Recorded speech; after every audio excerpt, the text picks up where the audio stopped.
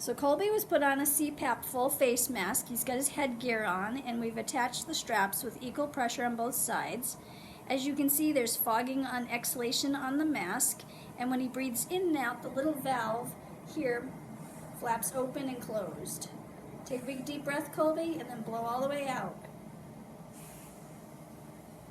So it's hard to see that valve moving, but there's a little valve right there. That's where the exhale comes out. Right here. So that valve's flapping open and closed. Now I'm going to show you the patient interface. So this is the non-invasive ventilator, and this is the screen. We're in the CPAP mode here, so that I'll show you how to get into the mode. So if we go into monitoring, we hit mode down here. Mode, the other mode is bi-level ventilation, so if I wanted to change from CPAP to BiPAP, I could do the ST, that's spontaneous timed, and it would change it from 1 constant pressure to 2 levels of pressure. But we're going to stay in CPAP, so we're just going to go back to mode and to our parameters. Now the CPAP level is a continuous positive airway pressure of 4 centimeters. So if you look at your pressure graph here, it's just below the 5. Nice and easy and slow when you breathe, nice and easy. And if you watch, there's this constant pressure of about 4, but when Colby takes a breath in, it drops below that pressure of 4. So when he inhales, the pressure line drops. As he exhales, the pressure line goes up. Colby, take a big deep breath in and then cough. And see his coughing? It creates positive pressure above the pressure set. Okay, now breathe normally. So now that you've seen the pressure line do that, I'm going to have him take a deep breath and cough, and I want you to watch the volume amount that goes, how big his breaths are. Colby, take a big deep breath in, big deep breath, and blow it all the way out and cough. So you see where he took a breath. Now take some little breaths, little teeny breaths, little breaths. And so he has very small volume there. Oh, that was a big breath. The next graph I want you to look at is the flow.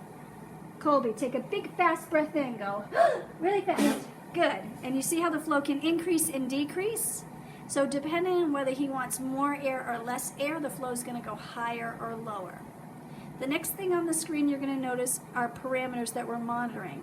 This tells you the tidal volume size, so that's his breath size. When he takes a deep breath, you get high volumes. And if he fights against the machine, where he holds his breath, hold your breath for a second, hold your breath. See how the volume goes way down? So it can fluctuate depending on what he wants to breathe, a big breath or a small breath. Now do little teeny breaths, little breaths, tiny, tiny breaths. Tiny, tiny, little teeny breaths. And see how his breaths got smaller there? Now he just coughed, so he's got a bigger breath. This is his minute ventilation in liters per minute, so he's hyperventilating quite a bit here, so I'm not going to leave him on very long. This is the peak pressure that you're seeing in the circuit. Because he's coughing and he goes above, the peak pressure is supposed to be the CPAP that's set, but if you do cough, it's going to go slightly above that. This is his inspiratory time, so how much time he's spending on the inspiratory phase, which will contribute to how big the tidal volume is. So if you see longer inspiratory times, you should see greater volumes that are being achieved. And then this is the mask leak. So if he adjusts the mask, right now he's holding it to his face, so he's preventing some leak. Colby, let go of the mask. Let go. And so this will just depend on the straps and how well he's fitted. And see how we got a little bit more leak because he's not holding it up against his face. So the leak went from 8 to now 17. Okay? These are our parameters. So to change parameters, change the CPAP amount, you have to be in the parameters section. And we'll do that now. I highlight the CPAP amount, and I'm going to increase to a CPAP of 6. And I can do that by confirming it, just pushing it again. And now you see our pressure line is now above the 5, not below the 5, and it shows you you're at 6. And then again, volumes will vary and flow will vary, but theoretically he could get potentially bigger volumes if we're recruiting and providing more pressure to assist. FiO2 can be adjusted here. There is a 50 psi gas connection for this machine. It's not hooked to oxygen, so I can't dial in FiO2, but if I were to hook this to the 50 psi source here, see the 50 psi gas source, if I were to hook that to the flow meter on the 50 psi connection, I could then titrate between room air and 100% on my device, and I would do that by just clicking the button here and dialing whatever percent I wanted it to achieve. But because we're not hooked to any oxygen, we're gonna stay on room air. We now, when we're in a mode, whether it's BiPAP or CPAP, we have to set alarms for that mode.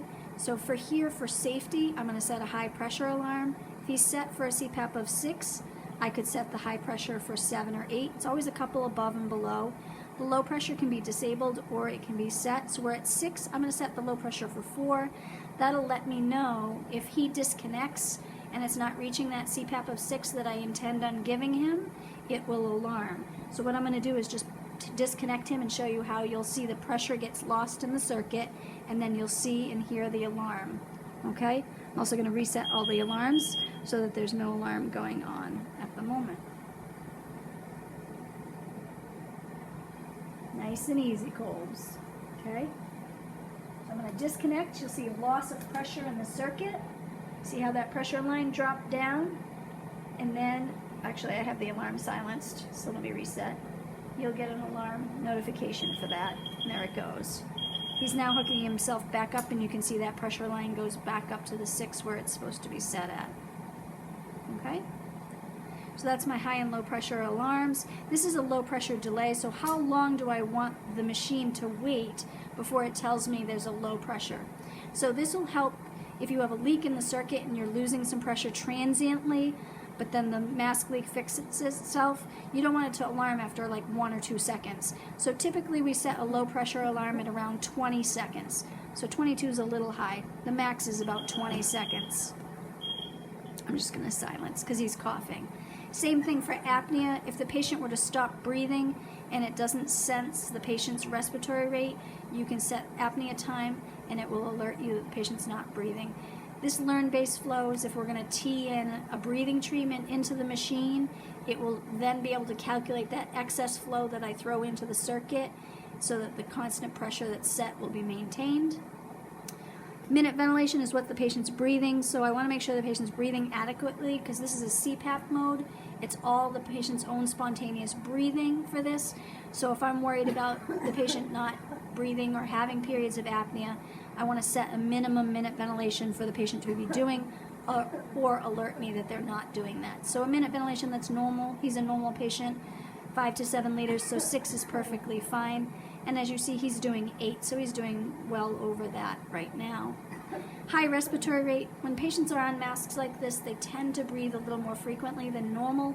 So when you're using non-invasive ventilation, whether it's CPAP or BiPAP, typically we set our default high respiratory rate to about 30. So this is a little bit high. So I'm going to change that to 30. And then low respiratory rate, you want to consider what's the minimum amount you want your patient to breathe. So 6 or 8 breaths per minute is usually typically average, so the 6 setting is fine. The help key will give you more information about the machine, which really you don't need. And that's the interface itself. We can change the scaler on our waveforms by accessing the scaler here, and that's particular to this machine. So other machines have computerized menus in them, but they have similar features. So I'm going through the features on this machine just so if you have another machine, you can see what to expect for settings. So I would change, if I want to change the volume, pressure, or flow scaler, I can do that here. So if I wanted to change the scale at which I'm measuring pressure, I just highlight pressure. Let me just silence that alarm. So I can change this to the pressure, and then I can change my scaler by changing the knob. So I go from 0 to 20 of pressure.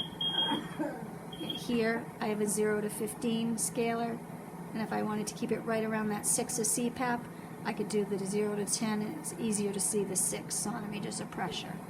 Okay? His breaths are pretty big, and he's almost off the scale, so I could actually increase the volume. 4,000 cc's or 4 liters is pretty high. This one's not adjusting. There we go. And so if I had the scaler lower, say 500 milliliters, and he's breathing these giant volumes, he's going off the scaler. I would have to adjust that to include breaths that are the size that he's taking. And I saw some 2,200 breaths, so I'll leave the scaler at 2,500. And then the same thing for flow in liters per minute. Okay, this is liters per minute inspiratory flow, and then the minus portion would be liters per minute expiratory flow. I'm sorry, minus is inspiratory flow in CPAP, and expiratory flow is the positive. I can change the scaler so that you can see him breathing in and out more. So if I drop this from 150 down to 100, when he breathes in and out. Colby, breathe fast. Okay. And slow it down. Now breathe really fast. See how he went off the scaler here? I'm going to have him do that maneuver again. Same thing. But I'm going to change the scaler to like 250. Okay, Colby, breathe really fast. Go. And so it didn't go off the scaler when he did it that time. Okay? So I can capture what he's doing for inspiratory and expiratory flows. And that's CPAP.